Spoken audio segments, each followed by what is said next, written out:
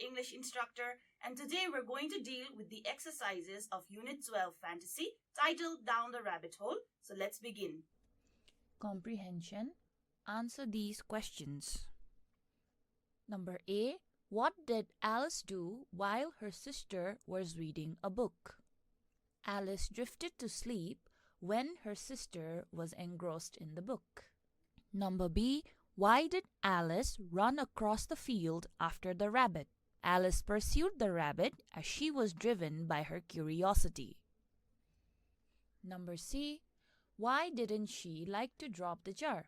What did she do with it? She was afraid of killing someone, hence she kept the jar of marmalade back into the cupboard. Number D. What idea came to her mind when she saw a tiny golden key? Alice thought of using the golden key to unlock one of the doors when she spotted it. Number E. What was written on the bottle that she found? Did she follow what it said? The words, "Drink me," were on the bottle, which she did drink. Number F. Alice was fond of pretending to be other people. Who were they? She pretended to be herself. Number G. Why did she want to eat the cake that she found? She wanted to devour the cake as she believed that it would make her size grow. Number B. Put these sentences in the right order as they happen in the story. Number 1. Alice saw a white rabbit and ran after him. Number 2. Alice fell down a rabbit hole. Number 3. Alice found a small key and unlocked a very small door. Number 4. Alice drank something from a bottle and got very small. Number 5. Alice tried to climb a table leg to get the key again. And number 6. Alice ate a small cake which said, "Eat me."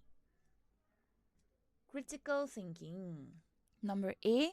Down the rabbit hole is a sort of writing called fantasy. On the basis of your reading of the story, point out some special elements of this kind of writing. So you can begin by defining what fantasy is. After that, mention what are the themes that fantasy includes mostly of, such as mystery objects, making a sacrifice. So you can also point out what elements suggests that the story that we read is also a part of fantasy.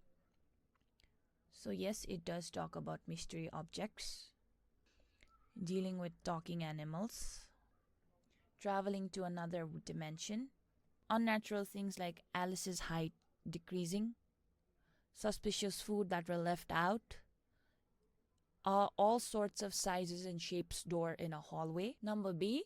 Is it good to imagine of things which are not possible to achieve in reality? Explain. Now this is your personal opinion. Now you have to write whether imagining is a good thing or not. So if you think it's a good thing, you write why is it good. Maybe because we need to imagine first and work towards it, or it could be bad for you, mainly because imagination might make people out of focus. They'll be so busy imagining that they will not actually try to make things happen. So whatever the reason may be, you should be able to define why imagination is a good thing or why it is a bad thing. Homework. Number C. Do you talk to yourself when you are in trouble? If yes, how does it help you? So here, when you write your answer, you talk about how most of us talk to ourselves, and how can talking to ourselves be helpful. Maybe it calms us down, makes us focus, and think of a solution. So whatever the reasons may be, you should write down how it can help you. These are not the only reasons, these are just a few of the examples I've stated, but you can have a few reasonings of your own. Next, writing. Writing number A. Narrate in short a folk tale that you have read or heard. So, most of us, we grew up with stories. There are many stories that we might have read or heard, so you can choose any one of them and write about them. So, what is the story about? Who are the characters? What happens there? How does the story move forward? Where does the story take place? And so on. Number B, describe the strange dream you have seen recently. This is completely personal. At some point in our lives, we have come across a strange dream.